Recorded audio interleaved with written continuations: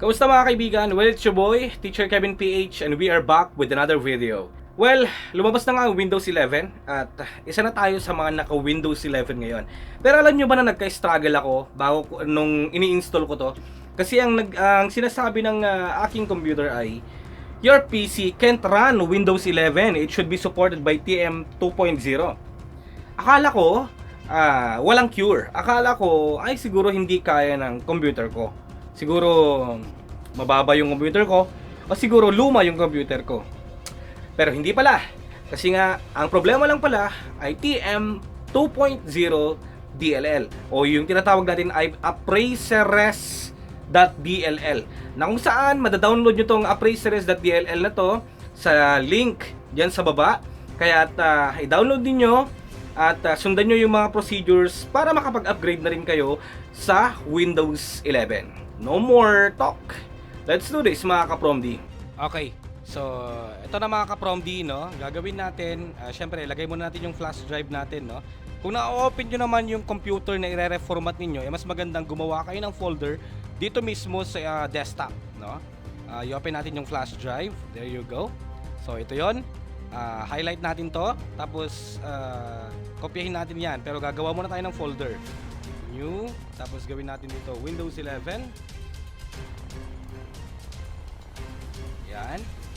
Tapos kopyahin natin yan mga ka-PromD, yan. Kopyahin natin lahat. Control A, copy.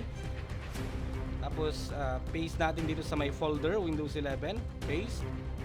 Yan, hintayin nyo lang siya na matapos mga ka-PromD.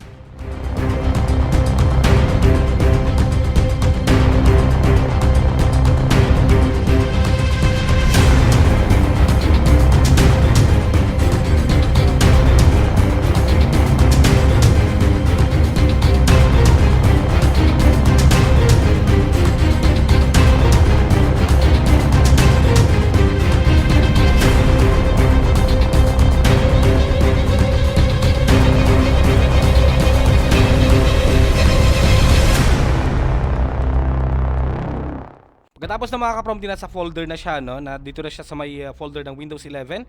Tapos puntahan natin yung sinabi kong ida-download natin. That is actually appraiser.dll mga ka-PromD. Alright? Or yung yan na yan, TM 2.0. Hanapin ko lang yung sa akin. Link will be on the description para ma-download nyo to. So ito yon. Kopyahin ko lang muna, lagay ko lang sa desktop. Paste. There you go. Ito na siya mga ka-PromD. Yan, right click natin, tapos extract to. Then ito na siya. Ito yung appraiseres.dll. Copy. Tapos open natin yung Windows 11 folder. Tapos punta tayo sa may sources. And then paste lang natin. Paste, replace.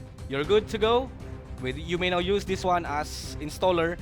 Click setup. Magsisimula nang mag-install ang inyong Windows.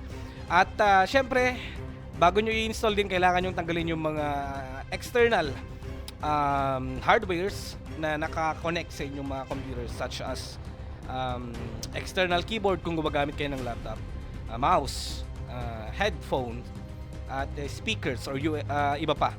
Pero kapag ka-desktop naman, okay lang yun, no problem.